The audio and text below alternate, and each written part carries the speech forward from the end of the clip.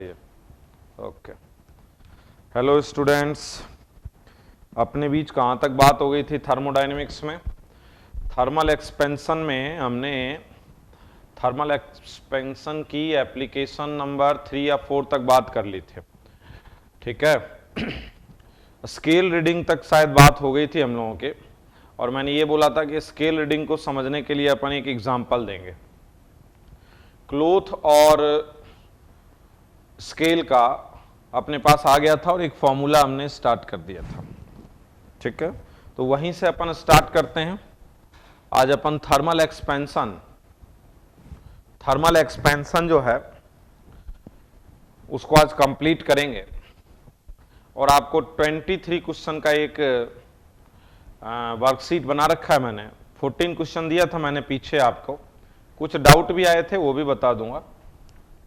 और 23 क्वेश्चन ये जो है इसको थोड़ा सा अपन देखते हैं। 23 क्वेश्चन का आप लोगों को देंगे तो वो आपको कर लेना है, ठीक है। तो स्टार्ट करता हूं, जरा एग्जांपल से बात समझना एक बार।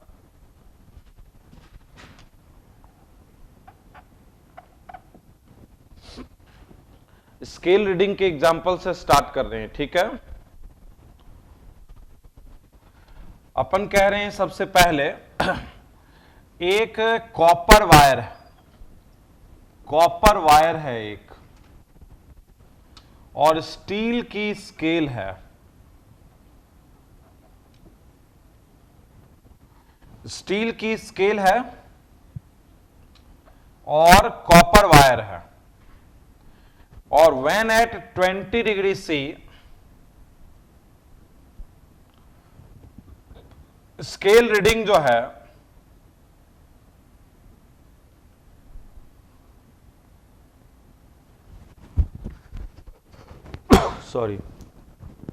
स्केल रीडिंग जो है वो कितनी है?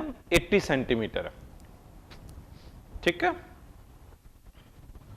Now temperature increased to 30 degree से। टेम्परेचर बढ़ गया इतना।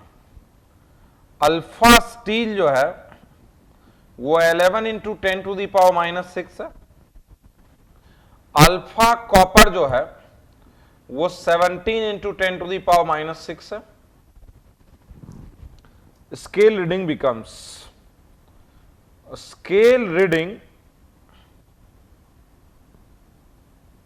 बिकम्स क्या हो जाएगा, ठीक है। एक बार क्वेश्चन समझाता हूं मैं। देखो, कॉपर का वायर है और स्टील का स्केल है, तो जब टेम्परेचर बढ़ेगा तो दोनों ही क्या होंगे? कॉपर का वायर है और स्टील का स्केल है। और जब टेम्परेचर बढ़ाएंगे तो क्या होगा? टेम्परेचर बढ़ाने पे स्टील भी बढ़ेगा और कॉपर का तार भी बढ़ेगा, क्योंकि दोनों बढ़ने वाली चीज है। स्टील का स्केल होता, और यदि क्लॉथ नाप रहे होते तो क्लॉथ नहीं बढ़ता, केवल स्टील की स्केल बढ़ती, तो फॉर्मूला पीछे वाला लग जाता। लेकिन अभी फॉर्मूला पीछे वाला नहीं लगेगा, जरा समझना बात। यहां दोनों बढ़ रहे हैं, कॉपर का तार भी बढ़ेगा और स्टील की स्केल भी बढ़ेगी, ठीक है। अच्छा, जब दोनों बढ़ेगा तो बताओ, स्केल रीडिंग पहले कितना था? 80 सेंटीमीटर था, और ये कैलिब्रेटेड है 20 डिग्री C पर। When both at 20 degree C, दोनों 20 डिग्री C पर हैं, तो स्केल रीडिंग है 80 सेंटीमीटर, ठीक है। अब क्या होगा? टेम्परेचर 30 हो गया तो स्टील भी बढ़ेगा, कॉपर भी बढ़ेगा। कौन ज्यादा बढ़ेगा? स्टील के कंपैरिजन में कॉपर ज्यादा बढ़ेगा। भाई, स्टील के कंपैरिजन में कॉपर जो है वो क्या होगा? ज्यादा इंक्रीज होगा, ठीक है। तो कॉपर एपरेंटली कितना बढ़ेगा वो देख लो। मैं कह रहा हूं अल्फा एपरेंट का मतलब समझे आप? Alpha copper minus alpha steel, ये हो गया 6 × 10⁻⁻6 पर डिग्री से। अल्फा एपरेंट मतलब अल्फा कॉपर कितना बढ़ेगा? तो कॉपर में से स्टील को माइनस करो, कितना बढ़ेगा कॉपर? 6 × 10⁻⁻6 पर डिग्री सेंटीग्रेड, ज्यादा बढ़ेगा। तो डेल्टा है लेंथ जो बढ़ेगा वो एपरेंटली कितना बढ़ेगा, एपरेंट, अब मैं इसको हटा रहा हूं, एपरेंट हो गया ये डबल पे, कितना बढ़ेगा, L alpha apparent delta theta. Delta L का फॉर्मूला क्या होता है, एल अल्फा डेल्टा थीटा। तो डेल्टा एल एपरेंट, एपरेंट का मतलब समझ रहे हो, एपरेंट का मतलब है कि स्केल के कंपैरिजन में, स्केल के कंपैरिजन में कॉपर कितना बढ़ेगा, स्केल के कंपैरिजन में कॉपर कितना बढ़ेगा, ये मैटर है, ठीक है। तो delta L apparent is equal to L, L कितना था बोलो, 80 centimetre, alpha 6 into 10 to the power -6, delta theta 10 degree centigrade. तो डेल्टा एल एपरेंट कितना हो गया बोलो, 800 into 6 into 10 to the power -6, कितना हो गया ये 4800 इंटू 10 टू दी पावर -6, ये हो गया 0.0048 सेंटीमीटर। इसका मतलब समझे आप कि इसके कंपैरिजन में, किसके कंपैरिजन में, स्टील के कंपैरिजन में कॉपर कितना बढ़ेगा, इतना बढ़ेगा।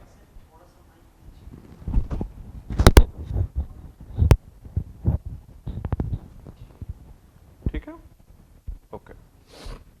तो मेरी बात समझे आप, देखो कॉपर का वायर है, स्टील की स्केल है, दोनों जब 20 डिग्री सेंटीग्रेड पे थे तो स्केल रीडिंग ये थी, मतलब कॉपर के वायर की एक्चुअल लेंथ यही थे, क्योंकि दोनों 20 पे है और यही कैलिब्रेशन टेम्परेचर भी है, यही टेम्परेचर जो है वो कैलिब्रेशन टेम्परेचर भी है।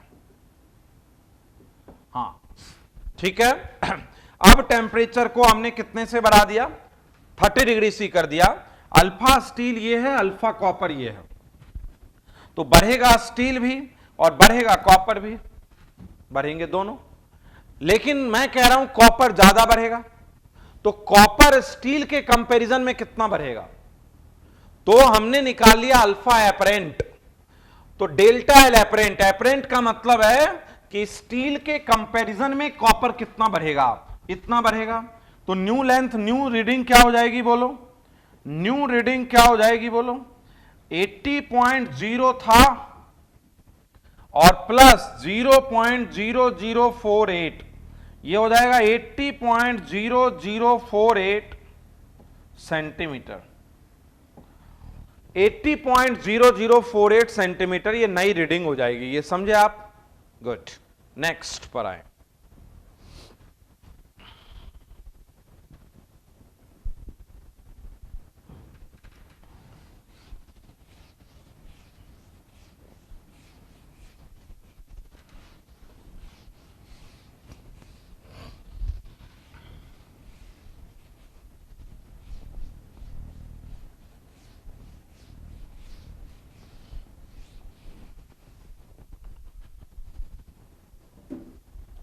ध्यान दें, नेक्स्ट पॉइंट पर आ रहा हूं मैं, थर्मल स्ट्रेस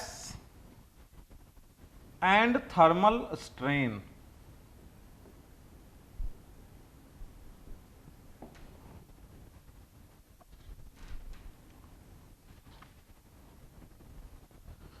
नेक्स्ट पॉइंट पर आ रहे हैं, thermal stress and thermal strain, application of thermal expansion चल रहा है, ठीक है। इसके नोट्स मैंने आपको भेज दिए हैं, आप प्रॉपरली नोट कर लें एक बार उसको और समझ लें, ठीक है। और आज 23 क्वेश्चन और दे दूंगा मैं आपको।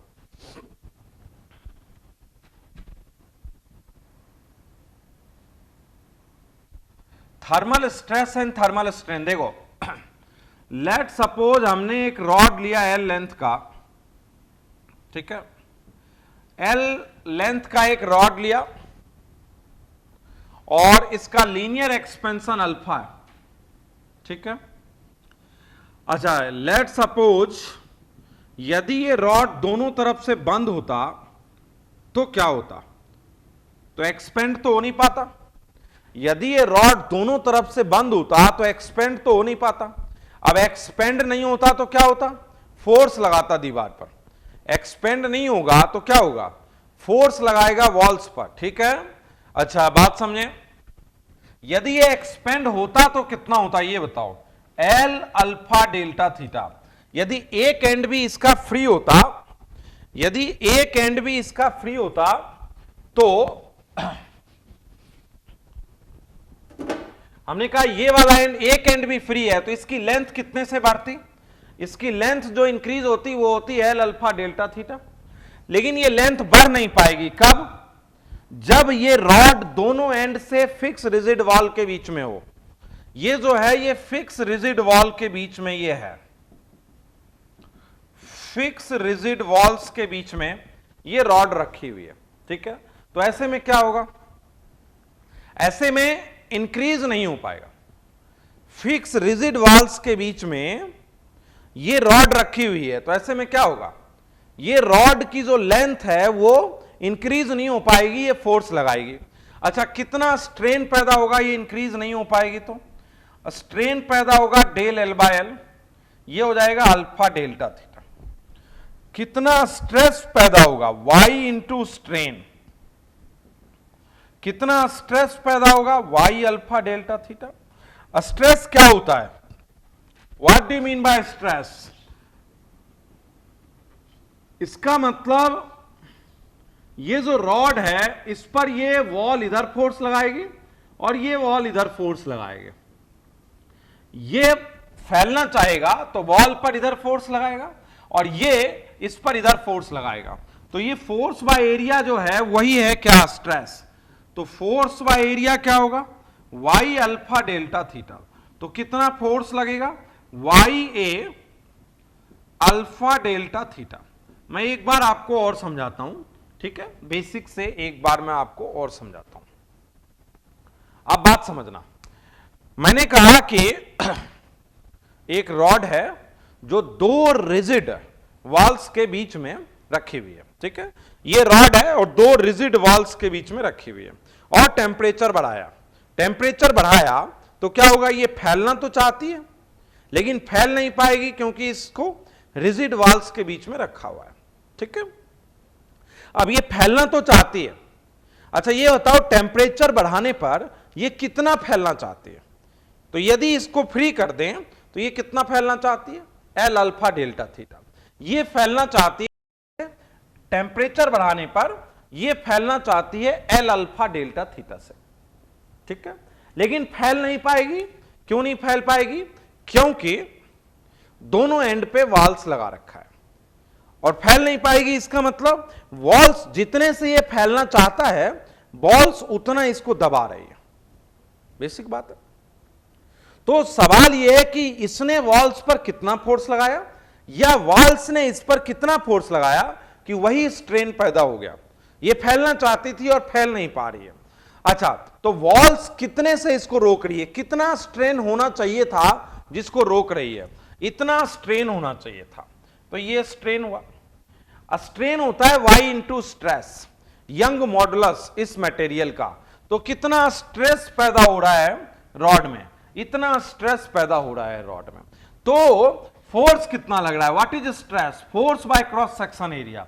तो ये फोर्स लग रहा है, ये फोर्स वो फोर्स है जो वॉल्स लगा रही है रॉड के ऊपर, या रॉड फैलना चाहती है और वो लगा रही है किसके ऊपर, वॉल्स के ऊपर। समझ रहे हो बात। तो इतना फोर्स इस रॉड द्वारा लगाया जा रहा है किसके ऊपर, वॉल्स के ऊपर।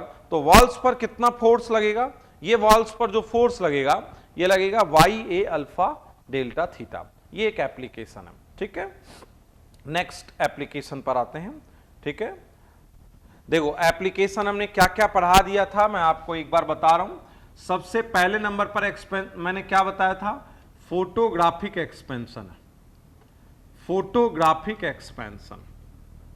अच्छा, दूसरे नंबर पर change in time, change in time वाला बताया था, ठीक है। तीसरे नंबर पर क्या बताया था, बाय मेटालिक स्ट्रिप बताया था, बाय मेटालिक स्ट्रिप बताया था। चौथे नंबर पर क्या बताया था, फोर्थ नंबर पर हमने बताया स्केल रेटिंग, ठीक है। और फिफ्थ नंबर पर हमने क्या बताया, थर्मल स्ट्रेस। और सिक्स नंबर पर क्या बताएंगे, change in density, change in density. अच्छा 6 नंबर एक बार देखेंगे जरा। मैं आपको बस रिमाइंड करा रहा हूं कि हमने क्या क्या बता दिया आपको।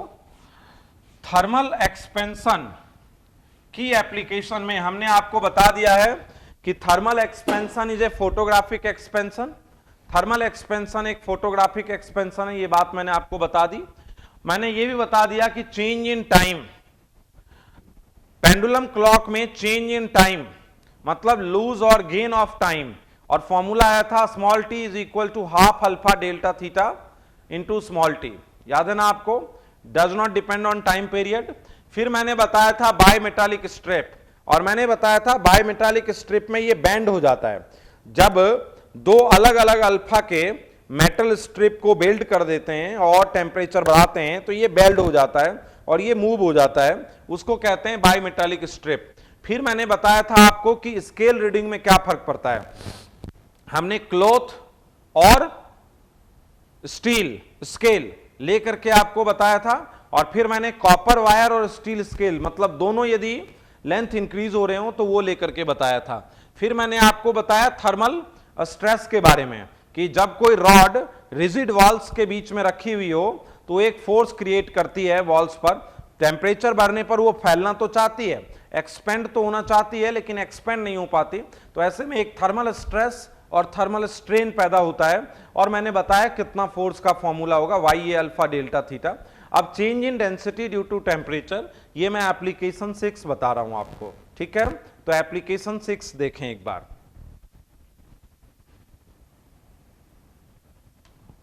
ये है एप्लीकेशन 6।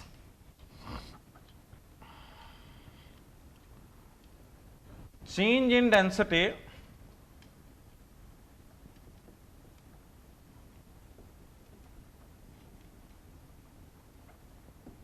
विथ टेम्परेचर,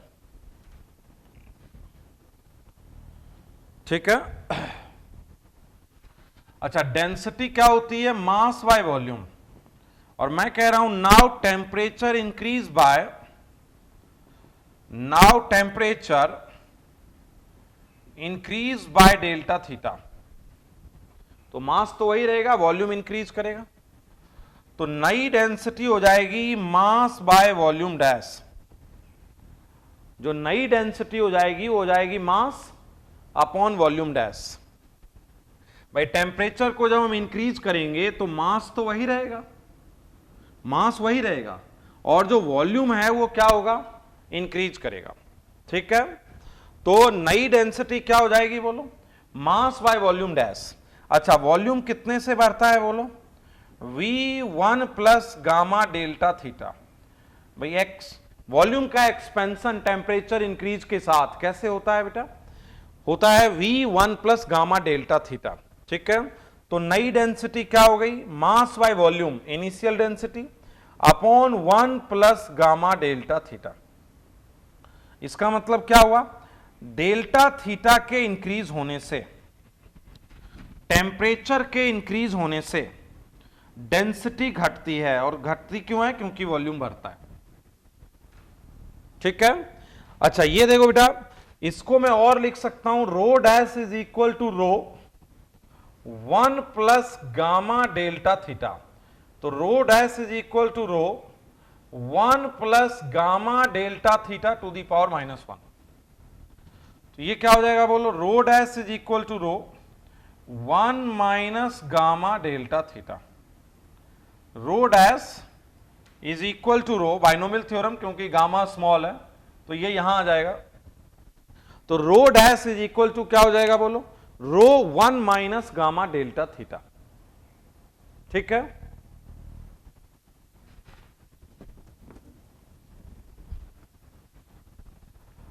समझ गए, टेम्परेचर इंक्रीज होने के साथ जो डेंसिटी है वो डिक्रीज होती है, ठीक। एप्लीकेशन 6, एप्लीकेशन 7 बता रहे हैं तुम्हें।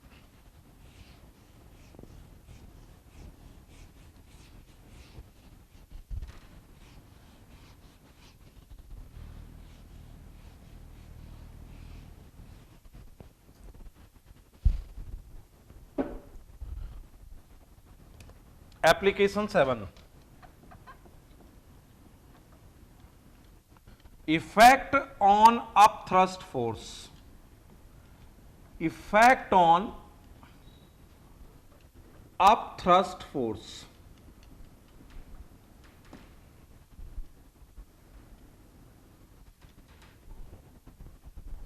इफेक्ट ऑन अपथ्रस्ट फोर्स की बात कर रहे हैं, ठीक है, बात समझे। लेट सपोज कि लिक्विड में कोई सॉलिड डूबा हुआ है, ठीक है,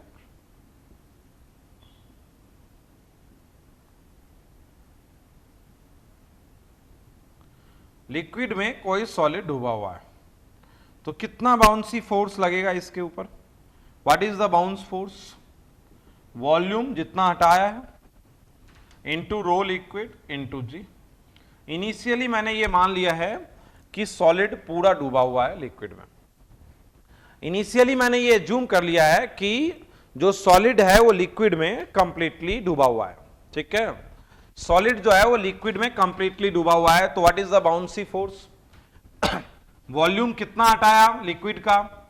Vs into density of liquid, mass of liquid displace into G, weight of liquid displace. What is the bouncy force? Weight of liquid displace. Volume कितना हटाया? Vs। डेंसिटी कितनी है लिक्विड की? ρl। तो इतना मास हटाया लिक्विड का इंटू G, ठीक है। अब कह रहे हैं now temperature is increase by delta theta. Now temperature is increase by delta theta. अब जो टेम्परेचर है वो इंक्रीज हो रहा है कितने से? डेल्टा थीटा से, ठीक। तो बाउंसी पर या अप थ्रस्ट फोर्स पर क्या इफेक्ट पड़ेगा? तो तुम्हें पता है वॉल्यूम चेंज हो जाएगा सॉलिड का, क्योंकि सॉलिड का भी एक्सपेंशन होगा। डेंसिटी चेंज हो जाएगी लिक्विड की, तो ये हो जाएगा effect on upthrust force, effect on bouncy. Temperature जब बढ़ेगा तो क्या होगा? वॉल्यूम सॉलिड का चेंज हो जाएगा, लिक्विड की डेंसिटी भी चेंज हो जाएगी और इनटू जी, तो नया इफेक्ट ये पड़ेगा, ठीक है। तो बी डैश वॉल्यूम ये कितना हो जाएगा? Vs1 plus gamma solid delta theta, ठीक। ये क्या हुआ भाई? पहले वॉल्यूम कितना था सॉलिड का? Vs। तो अब जो वॉल्यूम है वो क्या हो जाएगा? Vs1 plus gamma solid delta theta, जहां गामा सॉलिड क्या है? कोएफिशिएंट ऑफ वॉल्यूम एक्सपेंशन है, किसका? सॉलिड का, जिसको इसमें डुबाया गया है। अच्छा, डेंसिटी पर क्या इफेक्ट पड़ता है? 1 plus gamma liquid delta theta.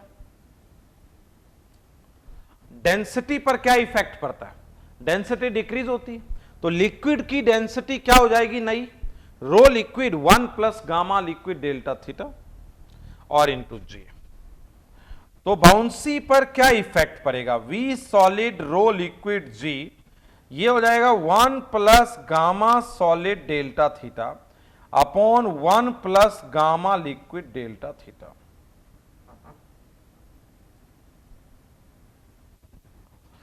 ये हो जाएगा 1 plus gamma solid delta theta upon 1 plus gamma liquid delta theta, ठीक है। तो बी डैश क्या हो जाएगा बोलो? ये हो गया बाउंसी फोर्स। ये देखो Vs रो लिक्विड इंटू जी, ये क्या हो जाएगा? Bouncy force. और ये क्या हो जाएगा बोलो? 1 plus gamma solid delta theta, और ये वाला पार्ट मैं ऊपर कर देता हूं, 1 plus gamma liquid delta theta to the power -1। देखो ये वाला पार्ट मैंने ऊपर कर दिया, तो बाउंसी क्या हो जाएगा बोलो? B1 plus gamma solid delta theta 1 minus gamma liquid delta theta. इसको इंटू करो, क्या हो जाएगा नया bouncy? 1 plus gamma solid minus gamma liquid delta theta. क्योंकि इन दोनों को जब मल्टीप्लाई करेंगे तो गामा इंटू गामा जो है वो काफी नेग्लिजिबल हो जाएगा। इन दोनों को जब हम मल्टीप्लाई करेंगे तो गामा इंटू गामा, ये जो पार्ट है ये बहुत ही नेग्लिजिबल हो जाएगा। ठीक है, तो जो बाउंसी का फॉर्मूला हुआ वो इतना हुआ, जो बाउंसी फोर्स हुआ वो इतना हुआ। क्या इफेक्ट पड़ा? यदि गामा लिक्विड से ज्यादा है तो बाउंसी फोर्स जो है वो बढ़ जाएगा। इसका मतलब यदि सॉलिड का एक्सपेंशन ज्यादा है तो जो बाउंसी फोर्स है वो बढ़ जाएगा, इंक्रीज हो जाएगा। ठीक है, लेट सपोज गामा सॉलिड और गामा लिक्विड बराबर है तो जो बाउंसी है वो बराबर रहेगा, B dash equal to B होगा। और let suppose gamma solid less than gamma liquid है, gamma solid less than gamma liquid है, तो ऐसे में क्या होगा? गामा सॉलिड से बड़ा है गामा लिक्विड, तो आप दिख रहे हैं या गामा सॉलिड से गामा लिक्विड बड़ा है तो बाउंसी घट जाएगा। मतलब यदि लिक्विड का एक्सपेंशन कॉफिशिएंट ज्यादा है तो बाउंसी फोर्स जो है वो घट जाएगा। अच्छा, एक क्वेश्चन करते हैं यहीं पर, एक छोटा सा क्वेश्चन बताएंगे।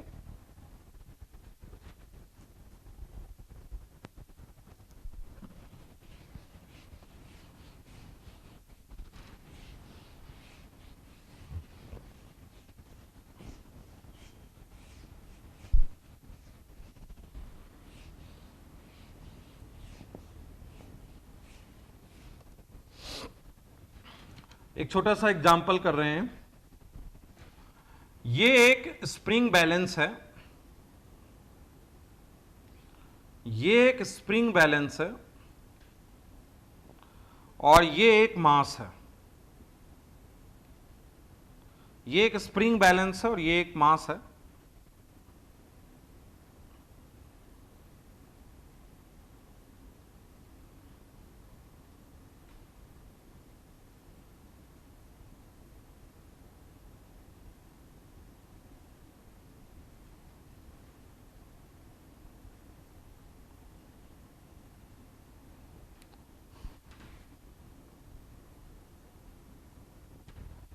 ये एक स्प्रिंग बैलेंस है और ये एक मास है। ठीक है,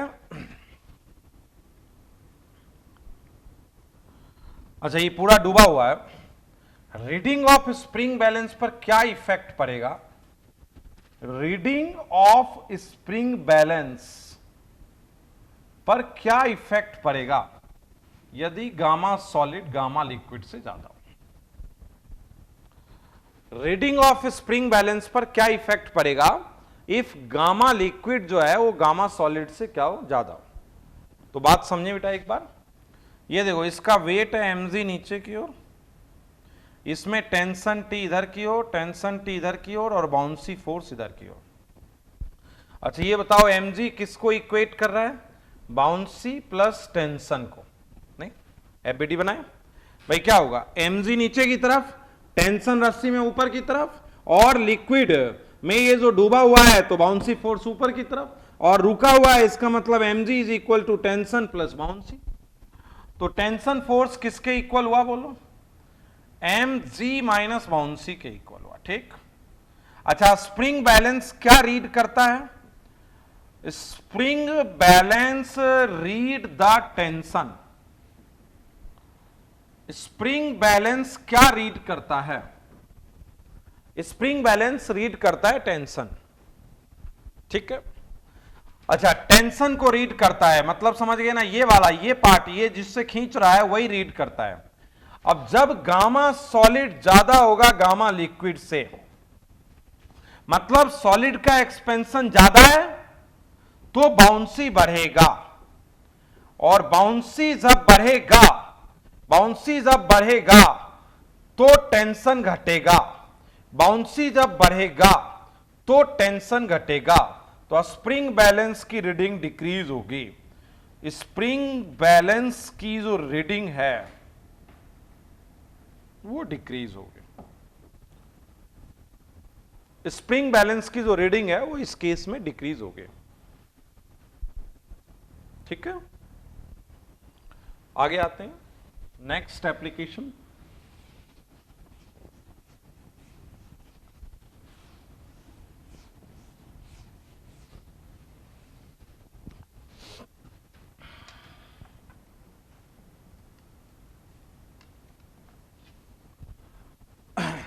नेक्स्ट एप्लीकेशन पर जरा ध्यान देंगे, ठीक है।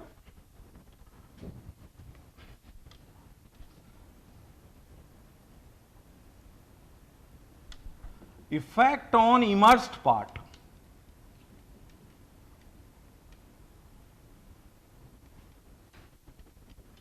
Of solid in liquid.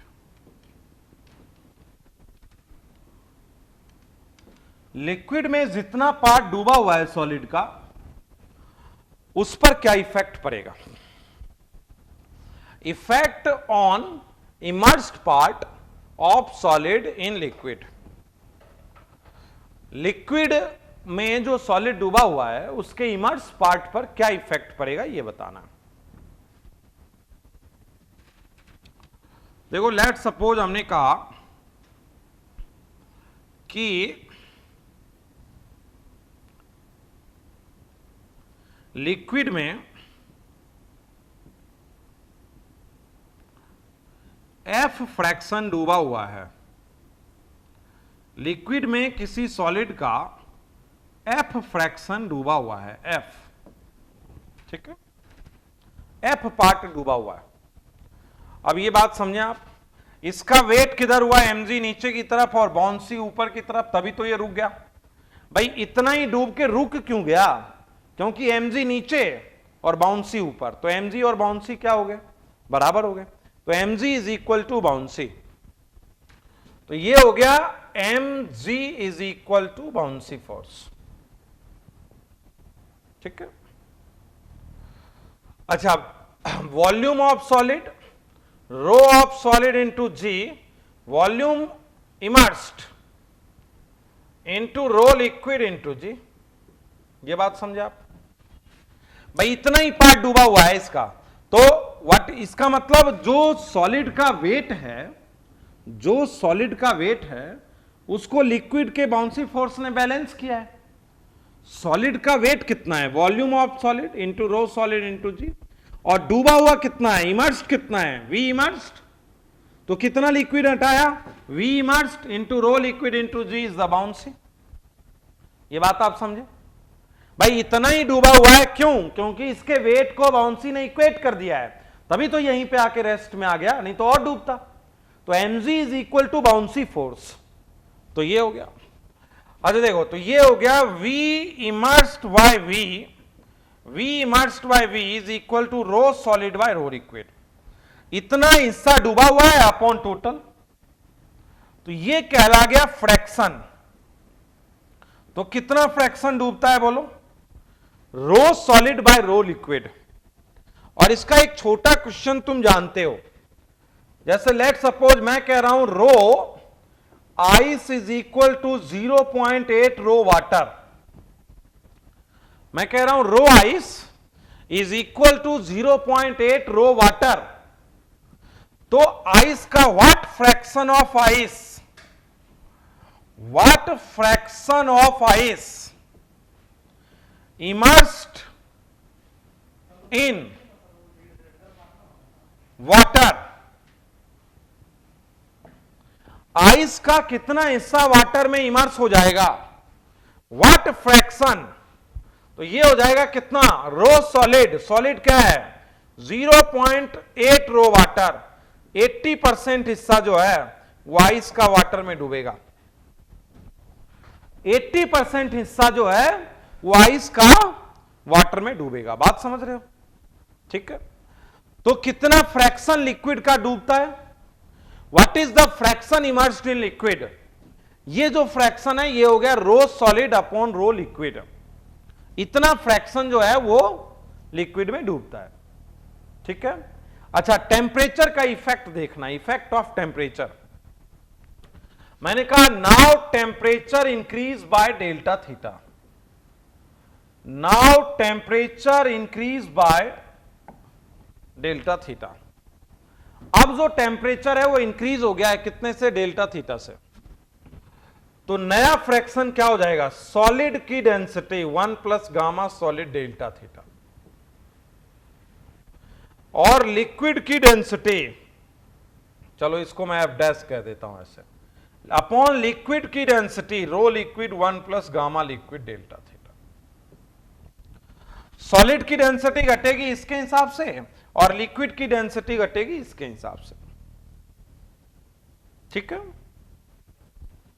तो नया फ्रैक्शन हो जाएगा 1 plus gamma liquid delta theta upon 1 plus gamma solid delta theta. नया फ्रैक्शन ये ऊपर हो जाएगा, तो 1 plus gamma liquid delta theta upon 1 plus gamma solid delta theta. Fraction dash ये हो जाएगा 1 plus gamma liquid delta theta और 1 plus gamma solid delta theta inverse. Fraction dash 1 plus gamma liquid minus gamma solid delta theta. अच्छा, रो solid by rho liquid, इसको मैं देखो लिख देता हूं F dash is equal to F into dash, और इसको मैं लिख देता हूं F dash is equal to F into dash. तो F dash is equal to F into dash. देखो बेटा, rho solid by rho liquid, इसको तो लिख दिया एफ, ये वाला ऊपर चला गया, ये वाला नीचे आ गया, तो F dash is equal to this, और ये दोनों जब इंटू हुआ तो नेग्लिजिबल हो जाएगा। तो कितना फ्रैक्शन डूबेगा, वो इतना फ्रैक्शन डूबेगा, फ्रैक्शन इतना डूब जाएगा। और ये कब होगा फ्रैक्शन इतना, जब गामा सॉलिड भी हो। तो fraction dash F 1 plus gamma liquid minus gamma solid delta theta. ठीक है, एक एग्जांपल से समझाता हूं मैं इसको।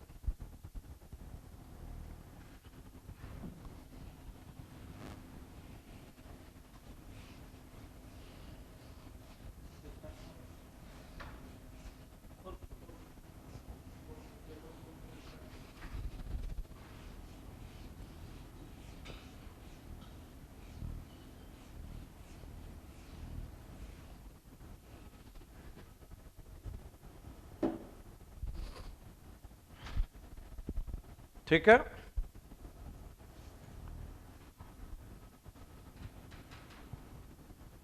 एक एग्जांपल ले रहे हैं अपन।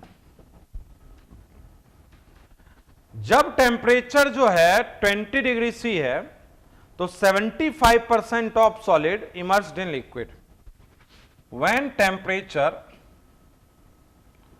20 डिग्री से, then 75% of solid immersed in liquid. When temperature 100 degrees C, when temperature 100 degrees C, then 80% of solid immersed in liquid. If coefficient of volume expansion, if coefficient of volume expansion of solid is negligible,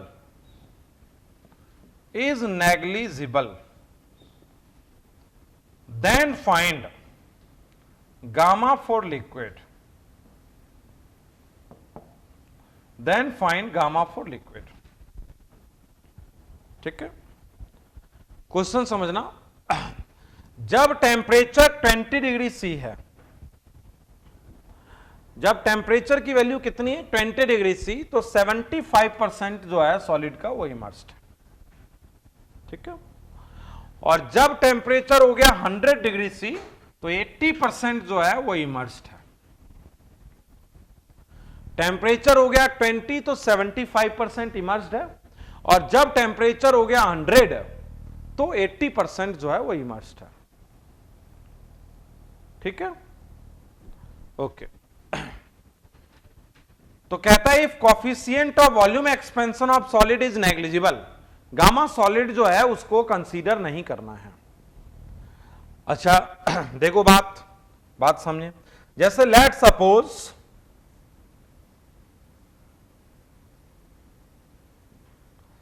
75% हिस्सा डूबा हुआ है। ठीक, तो देखो मैं 0 degree से इसलिए स्टार्ट कर रहा हूं क्योंकि दो रेफरेंस है 20 और 100। देखो क्लोज आंसर होंगे तो 0 से कंपेयर करके चलना है। ठीक है, अब देखो मैं दोनों मेथड काम में ले लूंगा, बात समझे। मैंने कहा at 0 degree centigrade what is the fraction rho solid by rho liquid. ठीक, मैंने कहा 0 डिग्री सेंटीग्रेड पे मेरा एजम्पशन है कि कितना फ्रैक्शन डूबा हुआ होगा, रो सॉलिड बाय रो लिक्विड। ठीक, अच्छा एट 20 डिग्री सी कितना फ्रैक्शन डूबेगा बोलो? रो सॉलिड वही रहेगा लेकिन रो liquid 1 plus gamma liquid delta theta. समझे बात? नया फ्रैक्शन क्या हो जाएगा? रो सॉलिड और रो लिक्विड क्या हो जाएगा 20 पर टेम्परेचर बढ़ने पर? Rho liquid 1 plus gamma liquid delta theta. तो नया फ्रैक्शन क्या हो जाएगा? Rho solid by rho liquid 1 plus gamma liquid delta theta. नया फ्रैक्शन हो जाएगा F 1 plus gamma liquid delta theta. Delta theta 20 degree centigrade है, ये चलो डेल्टा थीटा। तो कहता है कि 75% पहले फ्रैक्शन एफ था और टेम्परेचर कितना बढ़ा 20, और कहता है 80% जब टेम्परेचर कितना बढ़ा 100। देखो बेटा, हमने इसका टेम्परेचर डेल्टा थीटा से बढ़ाया, मैं डेल्टा थीटा ही रहने देता हूं, तो नया फ्रैक्शन ये हो जाएगा। तो जब टेम्परेचर बढ़ा 20 डिग्री सी से तो फ्रैक्शन हो गया 75%, और जब टेम्परेचर हो गया 100 डिग्री सी तो फ्रैक्शन हो गया कितना? तो ऐसे में फ्रैक्शन हो गया इतना। ठीक है, ये वाला पार्ट देख लीजिएगा दिख रहा है कि नहीं है।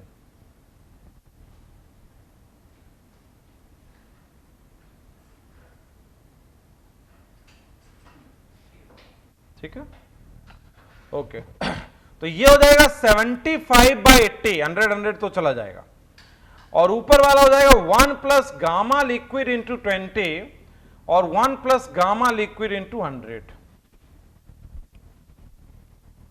तो ये हो जाएगा 75 1 plus gamma liquid into 100 is equal to 80 1 plus gamma liquid into 20।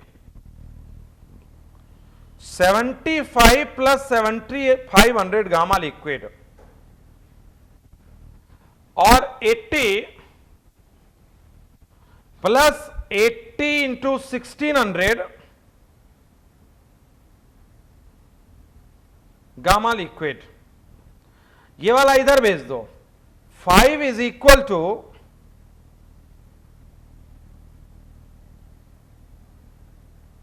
और गामा लिक्विड हो जाएगा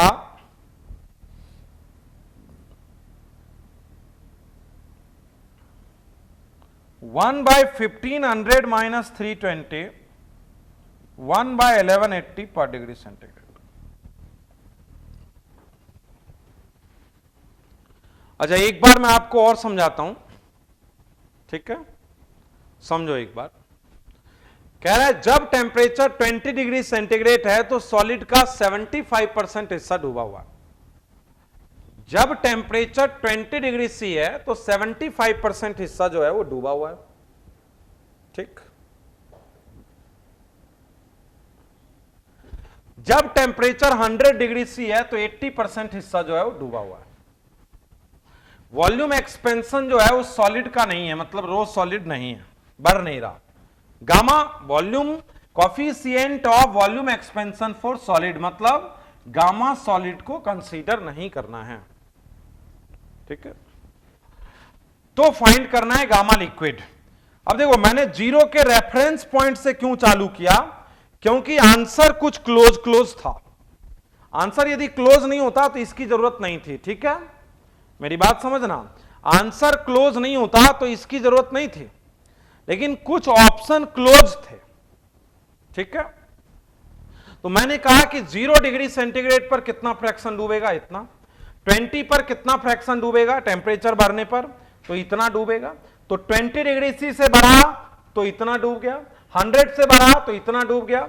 यही मैं काट देता, यदि 15/16 कर देता तो थोड़ा और इजी हो जाता। ठीक है, मैं यहीं पे यदि 15/16 लिख देता इसको तो भी ये यही आ जाता 1/1800। ठीक है, अब देखो मैं इसकी तरफ क्यों आया, इसको मिटा रहा हूं मैं एक बार, मैं इसको मिटा रहा हूं, अपन फॉर्मूले की तरफ जा रहे हैं।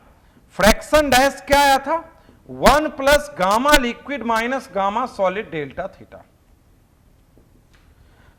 फ्रैक्शन कितना डूब गया, 80%, था कितना 75%, गामा लिक्विड पता नहीं, टेम्परेचर बढ़ा कितने से 80 डिग्री से, तो ये हो जाएगा यहां से 16 15, 16/15, 1 प्लस गामा लिक्विड इंटू 80, तो gamma liquid into 80 is equal to 16/15 minus 1, 1/15, और गामा लिक्विड इज 1/1200 पर डिग्री से। और मैं एक्चुअली इस मेथड पे क्यों गया, क्योंकि ऑप्शन में ये था नहीं, और ऑप्शन किस किस तरीका का था, 1/1160, 1/1180, 1/1220, 1/1240। इसका मतलब अगला क्लोज ऑप्शन देना चाहता है, और क्लोज ऑप्शन में तुम्हें पता है ना, रेसिस्टेंस, तुम्हें जब करंट भी पढ़ते हो तो रेसिस्टेंस में आरटी क्या होता है, R0 1 plus alpha delta theta, लेकिन 0 डिग्री सेंटीग्रेड से कंपेयर करने पे आंसर की एक्यूरेसी ज्यादा होती है, तो यहां आंसर की एक्यूरेसी थोड़ी ज्यादा होगी, इसीलिए वो वाला मेथड हमने काम में लिया है। ये भी ले सकते हो, यदि क्लोज आंसर नहीं होगा तो हम ये भी ले सकते हैं काम में, इसमें कोई दिक्कत नहीं है। ठीक है, नेक्स्ट एप्लीकेशन पे चलते हैं।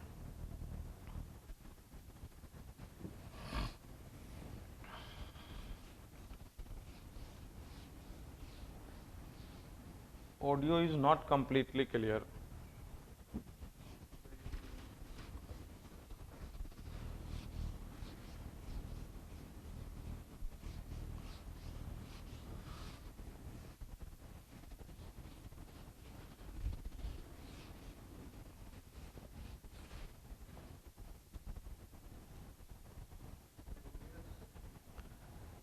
अब आ रही है आवाज ढंग से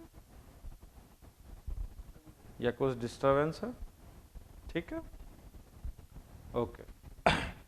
देखिए नेक्स्ट एप्लीकेशन की तरफ चलते हैं। Apparent expansion, apparent expansion of liquid.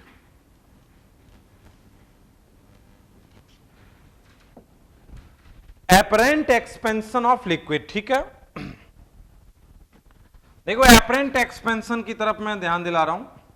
मैंने एक वेसल लिया और इसमें लिक्विड पूरा भर दिया, ठीक।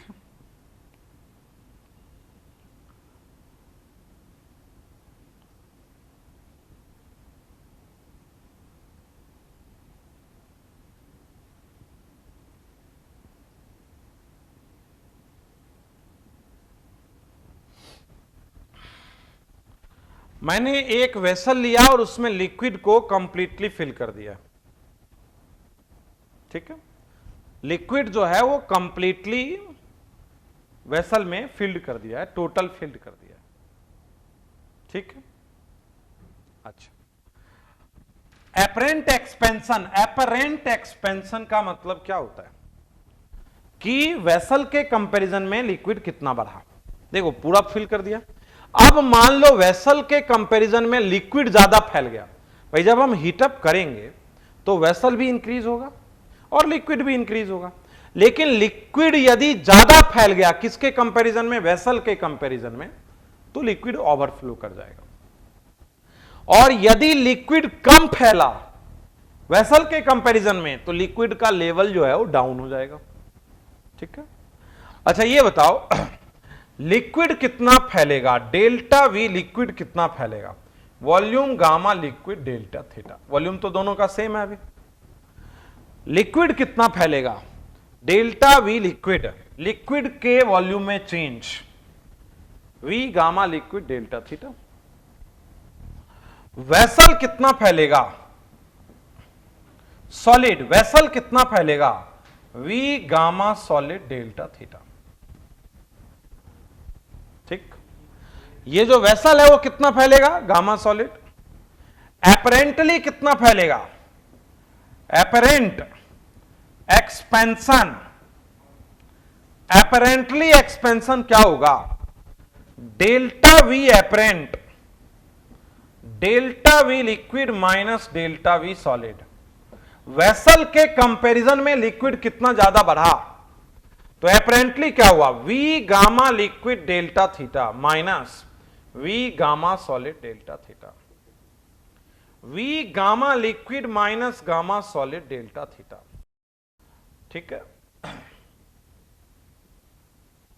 हम इसे लिख सकते हैं V gamma apparent delta theta.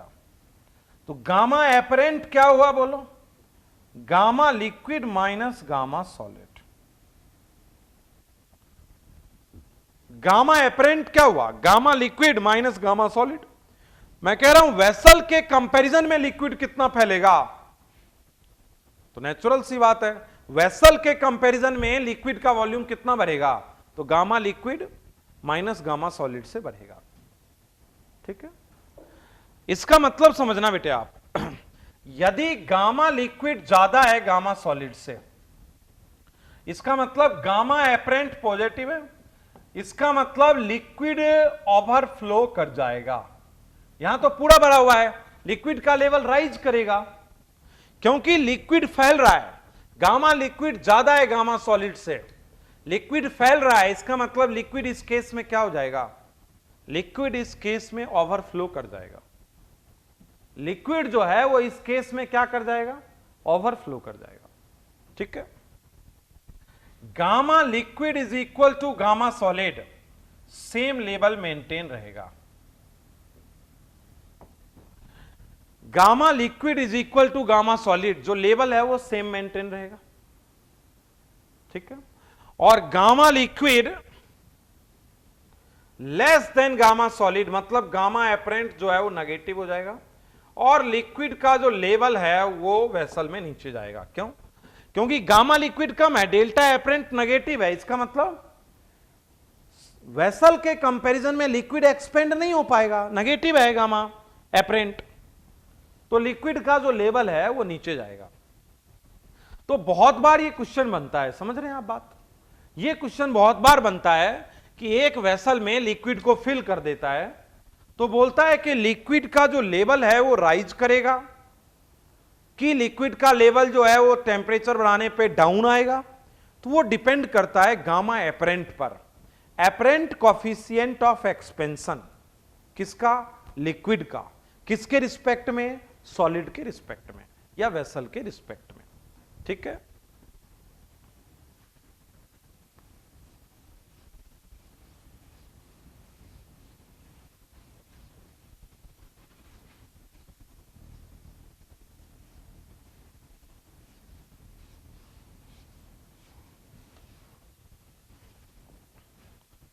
ठीक है, एक एग्जाम्पल करवा रहे हैं,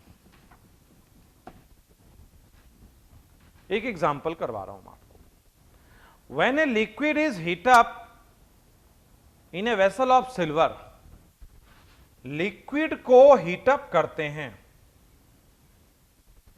किस वेसल में, vessel of silver, apparent gamma is S. कहता है when liquid is heat up, when liquid is heat up in a vessel of silver, its apparent coefficient of volume expansion is S. apparent coefficient of volume expansion जो है वो इसका S है। ठीक है, when liquid is heat up in vessel of gold, when liquid is heat up in vessel of gold, its apparent gamma is G, इसका apparent gamma जो है G. If coefficient of linear expansion, if coefficient of linear expansion is alpha, if coefficient of linear expansion is alpha for silver, then find coefficient of linear expansion for gold. Solution पर ध्यान दें, ध्यान देंगे solution पर। कह रहा है जब लिक्विड को सिल्वर में हीटअप करते हैं, when liquid is heat up in silver, तो एपरेंट गामा जो है वो एस है। तो गामा एपरेंट क्या होता है पहले तो ये बताओ। Gamma liquid minus gamma solid S है। गामा लिक्विड कुछ रहा होगा और गामा सॉलिड मैं लिख दूं क्या 3 अल्फा। गामा सिल्वर ना, तो देखो सिल्वर का लीनियर एक्सपेंशन अल्फा है, तो सिल्वर का वॉल्यूम एक्सपेंशन क्या रहा होगा। सिल्वर का लीनियर एक्सपेंशन अल्फा है, तो वॉल्यूम एक्सपेंशन सिल्वर का 3 अल्फा, गामा बराबर 3 अल्फा। तो एपरेंटली एस है, ठीक है। तो गामा लिक्विड क्या हो गया बोलो, एस प्लस 3 अल्फा इक्वेशन 1। और जब गोल्ड में हीटअप करते हैं तो एपरेंटली जी है, तो gamma liquid minus 3 alpha gold. ये बात समझे आप भाई। गामा एपरेंट क्या होता है, apparent coefficient of volume expansion gamma liquid minus gamma solid. तो एपरेंट जो है वो जी है और गामा लिक्विड पता नहीं है, और gamma solid gamma for gold क्या होगा 3 into alpha of AU equation 2। तो मैं कह रहा हूं गामा लिक्विड क्या हो जाएगा, G plus 3 alpha of AU equation 2। तो ये हो गया S plus 3 alpha, G plus 3 alpha AU, S plus 3 alpha minus G. तो alpha AU S plus 3 alpha minus J upon 3।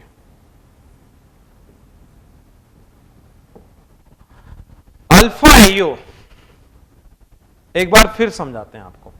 देखो जब लिक्विड को हीटअप करते हैं सिल्वर में तो एपरेंट गामा एस है, तो मैंने गामा लिक्विड मान लिया और इसका मान लेता हूं गामा एजी। तो एपरेंट किसके बराबर रहा होगा, गामा लिक्विड माइनस गामा एजी के बराबर रहा होगा। जब एयू में करते हैं तो एपरेंट किसके बराबर रहा होगा, gamma liquid minus gamma AU के बराबर रहा होगा। और गामा एजी क्या होगा बोलो 3 अल्फा, और गामा एयू क्या होगा बोलो 3 अल्फा, क्योंकि गामा बराबर क्या होता है बोलो 3 अल्फा गोल्ड का। समझ रहे हो बात आप, ठीक है। आगे बढ़े, ठीक है। नेक्स्ट एप्लीकेशन 10th एप्लीकेशन की तरफ आ गया।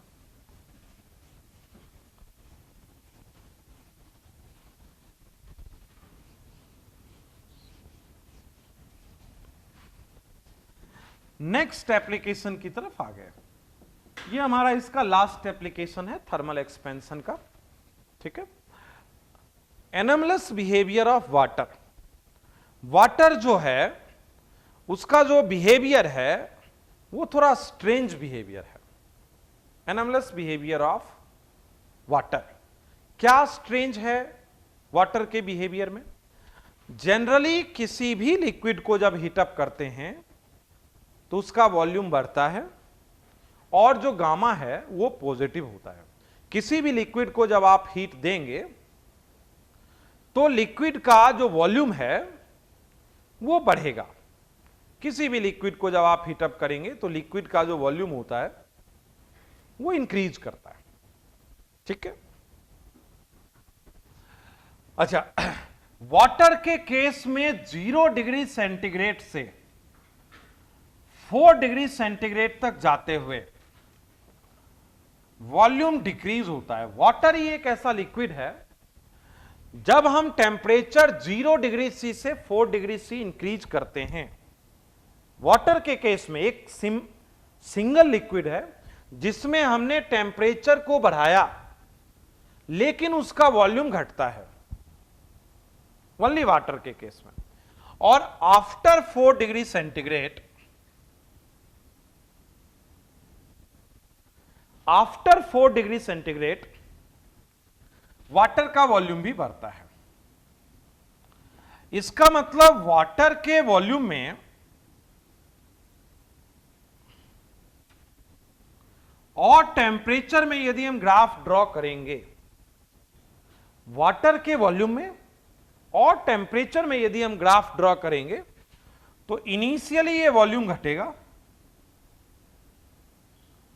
4 डिग्री सेंटीग्रेड पर ये जो वॉल्यूम है ये अपनी मिनिमम वैल्यू रखेगा और बाद में 4 डिग्री सेंटीग्रेड के बाद जो एक नॉर्मल लिक्विड का बिहेवियर होता है कि टेम्परेचर देने पर उसका वॉल्यूम इंक्रीज करता है, तो वो इंक्रीज करेगा। ठीक है। अच्छा,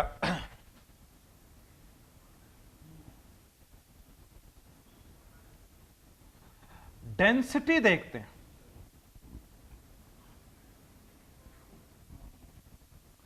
डेंसिटी 4 डिग्री सेंटीग्रेड पर डेंसिटी मिनिमम होगा।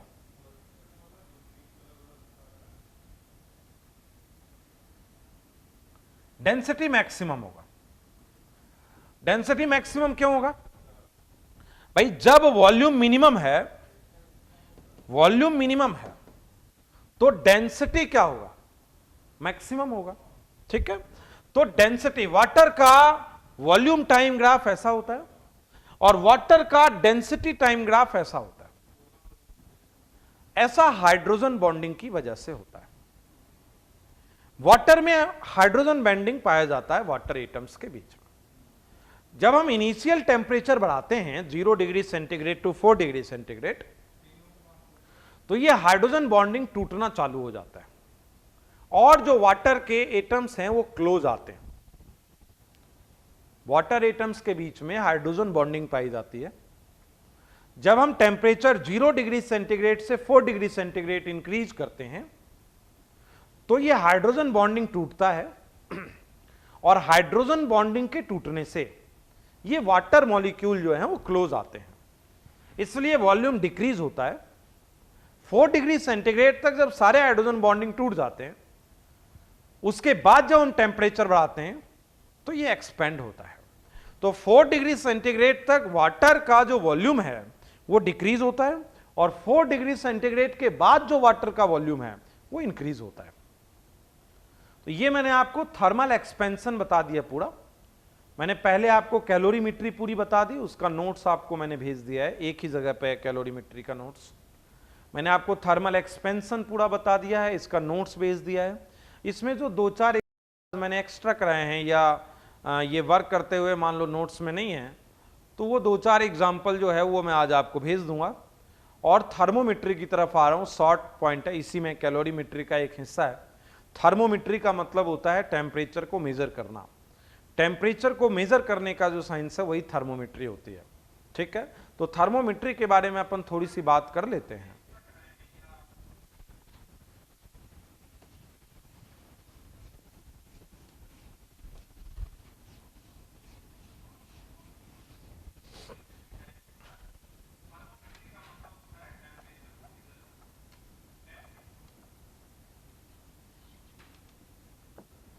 थर्मोमेट्री समझे आप? थर्मोमेट्री में देखो, टेम्परेचर को मेजर करना, सबसे पहली चीज मैं आपको क्या बता रहा हूं कि टेम्परेचर जो है वो किसी भी प्रॉपर्टी द्वारा मेजर कर सकते हैं।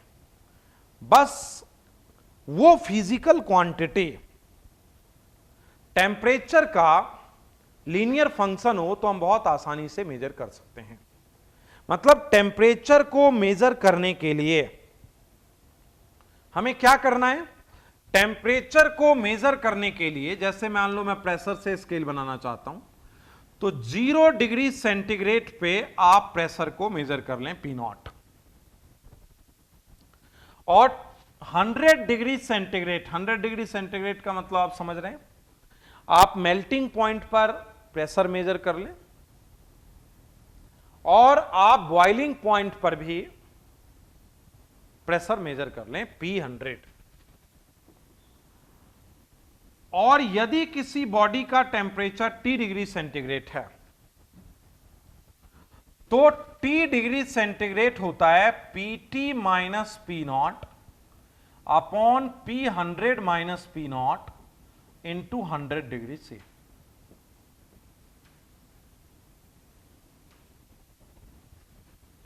मैं क्या बता रहा हूं समझे? टेम्परेचर जो है वो किसी भी फिजिकल क्वांटिटी के बेस पर मेजर कर सकते हैं, शर्त इतनी सी है कि वो फिजिकल क्वांटिटी लीनियरली वेरी होनी चाहिए। जैसे मैं कह रहा हूं PV is equal to nRT में यदि वॉल्यूम कांस्टेंट है तो P प्रोपोर्शनल टू T, या ये केल्विन में है, इसको यदि मैं लिखूं तो मैं लिख सकता हूं अल्फा डेल्टा T। मैं गामा भी लिख सकता हूं, कोई दिक्कत नहीं है।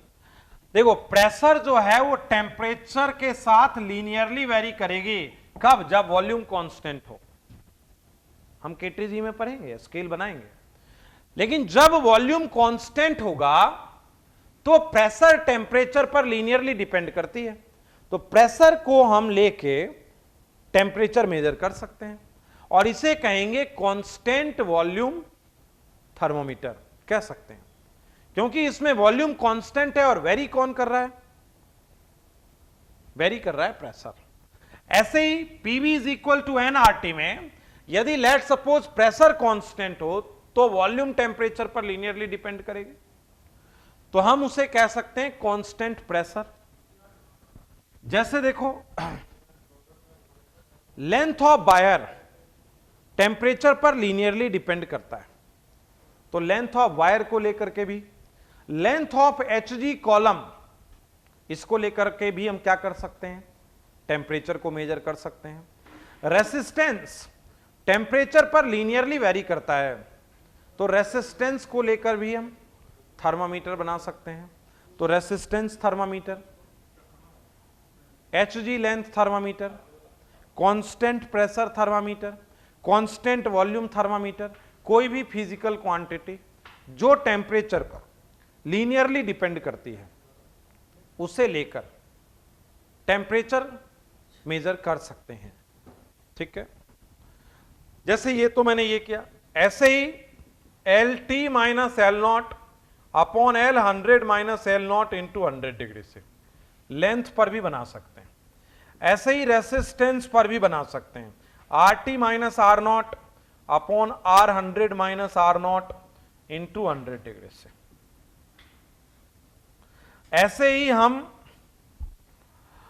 वॉल्यूम पर भी बना सकते हैं, VT minus V naught upon V100 minus V naught into 100 degree से। अच्छा ये क्या है, जरा वो वाली बात समझ लेते हैं। बात समझना, जैसे देखो मान लो इसमें प्रेशर ही बता रहा है, तो मैंने लेट सपोज यहां आइस रख दिया है और आइस के टच में इसको रखा और मैंने प्रेशर को मेजर कर लिया। आइस के टच में जब हमने प्रेशर को मेजर किया तो वो P नॉट आ गया। हमने यहां एक बॉइलिंग वाटर रखा है और इसको हमने इसमें डाल दिया। अब जो प्रेशर हमने मेजर किया उसको P100 मान लिया और मान लो इसका टेम्परेचर निकालना है, तो अब इसके टच में हमने रखा और इसका भी हमने प्रेशर निकाल लिया, तो हम टेम्परेचर निकाल सकते हैं। मैं आपको एक एग्जांपल देता हूं इसको समझने के लिए।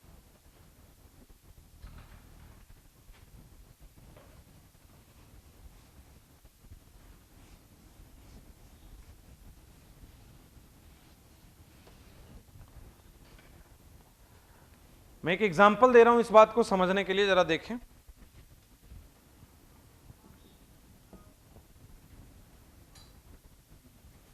जीरो डिग्री सेंटीग्रेड पर 60 HG कॉलम प्रेशर है, 60 centimetre HG column. 100 degree centigrade पर 80 सेंटीमीटर HG कॉलम प्रेशर है। ठीक है, find temperature of body when pressure is 75 centimetre HG column. मेरी बात समझ रहे हैं कैसे है क्वेश्चन? मैंने एक नॉर्मल क्वेश्चन बना लिया कि आइस को जब टच कर रहे हैं तो 60 सेंटीमीटर Hg कॉलम है, और जब बॉइलिंग वाटर को टच कर रहे हैं तो 80 सेंटीमीटर Hg कॉलम प्रेशर है। तो जब हम किसी बॉडी को टच कर रहे हैं तो 75 सेंटीमीटर Hg कॉलम प्रेशर है। तो देखो T डिग्री सेंटीग्रेड क्या होता है, PT minus P not upon P100 minus P not into 100 degree से। देखो PT ये हो गया रो जी एच। आपको पता है प्रेशर का फॉर्मूला क्या होता है, प्रेशर का फॉर्मूला होता है रो जी एच, जहां एच कॉलम है, रो डेंसिटी है किसका, Hg का। भाई देखो 60 सेंटीमीटर Hg कॉलम प्रेशर का मतलब क्या है, ये प्रेशर है रो ऑफ Hg, रो जी और H क्या है 60 सेंटीमीटर, ये प्रेशर ये है। तो रो जी एच माइनस रो जी 60 अपॉन P100 रो जी 80 सेंटीमीटर माइनस रो जी 60 सेंटीमीटर, तो T डिग्री इंटू 100, ये हो गया 15, बाकी तो कैंसिल, और ये 20। तो जो टेम्परेचर है वो है 75 डिग्री से। आपको एक बार समझा रहा हूं कि ये कैसे टेम्परेचर मेजर किया है हमने। देखो यहां पे आइस रख दिया और आइस के साथ ये प्रेशर मेजर करने का कुछ स्केल है, हमने इसमें आइस में रखा, हमने देखा कि 60 सेंटीमीटर Hg कॉलम उठा, ठीक। तो व्हाट इज द प्रेशर, रो किसका, Hg कॉलम का, रो जी एच, ठीक। फिर हमने क्या किया, उसको बॉइलिंग वाटर में लाके रखा, बॉइलिंग वाटर में वो 80 सेंटीमीटर Hg कॉलम तक उठा। तो 80 सेंटीमीटर Hg कॉलम उठेगा तो रो जी इंटू 80 सेंटीमीटर। हमने जिस बॉडी का टेम्परेचर मेजर करना था उसको जाके टच किया, जब हमने उसको जाके टच किया तो 75 सेंटीमीटर Hg कॉलम उठा। तो क्या हो जाएगा बोलो, T डिग्री सेंटीग्रेड, ये आ जाएगा 75 डिग्री सेंटीग्रेड। समझ रहे हैं आप, किसी भी फिजिकल क्वांटिटी का स्केल बनाया जा सकता है, बस शर्त इतनी है कि वो टेम्परेचर का लीनियर वेरी करे, तो हम इसी फॉर्मूले से टेम्परेचर निकाल सकते हैं। क्लियर है बात, ठीक है। तो इस लेक्चर में हम लोग इतनी बात करते हैं, और कैलोरीमेट्री आपका कंप्लीट हो चुका है, थर्मल एक्सपेंशन आपका कंप्लीट हो चुका है। इसमें हल्का सा थर्मोमेट्री में टेम्परेचर स्केल 10 मिनट और बता सकता हूं आपको, एक आध एग्जाम्पल बता सकते हैं। 23 क्वेश्चन में आज आपको भेज दूंगा, आप वो 23 क्वेश्चन प्लीज कर ले, और 14 क्वेश्चन और मैंने भेजा था, इतना सफिशियंट है। तो थर्मोमेट्री पढ़ा दिया मैंने, कैलोरीमेट्री पढ़ा दिया है, थर्मल एक्सपेंशन पढ़ा दिया है। अब हम आगे की बात नेक्स्ट लेक्चर से कंटिन्यू करेंगे, ठीक है। Thank you. हाईएस्ट रिजल्ट देने वाला सिर्फ मेडिकल प्रिपरेशन का संस्थान biome, a leading institute for pre medical exam. और अगर आपका सपना है डॉक्टर बनने का, तो ये सपना पूरा करेगा बायोम इंस्टीट्यूट। आज ही ज्वाइन करें Biome, Nagra Toli near women's college and Shivpuri Tilburn colony, opposite spring city mall, हीनू,